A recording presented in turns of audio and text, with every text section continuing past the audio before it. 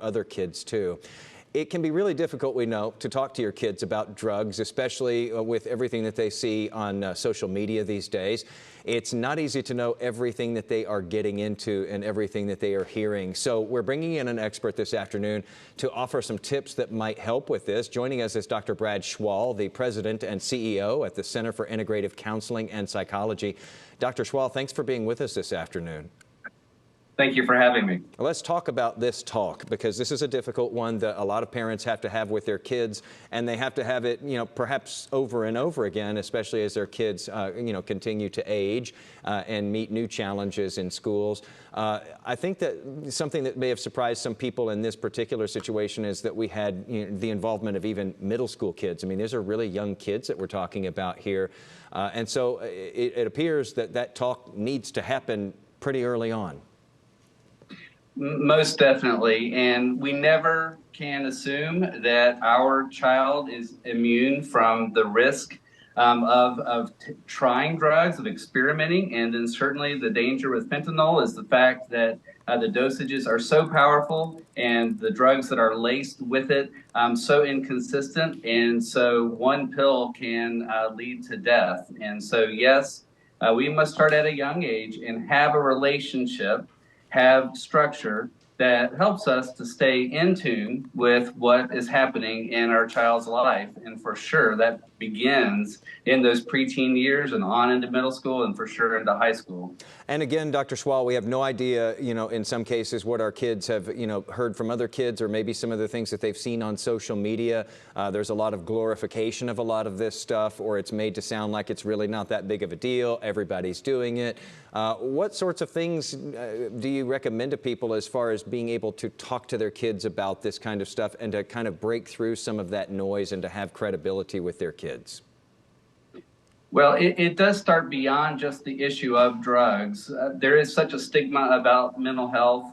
Drugs are used. Certainly, kids are going to be impulsive. They're going to experiment. But drugs are also used to self-medicate, to cope with problems. So we must be in tune with the mental health of our children first. And then we must talk. We must be open ourselves. We must communicate about the danger, about the risk at hand. That still doesn't solve everything. We must have structure, parameters, boundaries, so that we do know what's happening in our children's lives.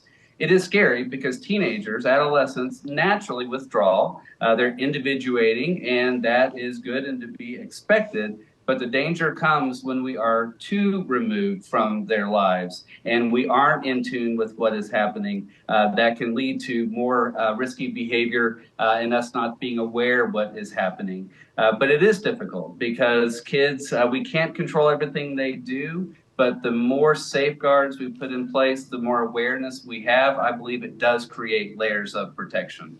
Dr. Schwall, before we let you go, I also want to ask you about, these specific schools that were involved here. I mean, we had young people who died because of what happened here, others who were hospitalized, maybe some others who, could be facing justice in this case.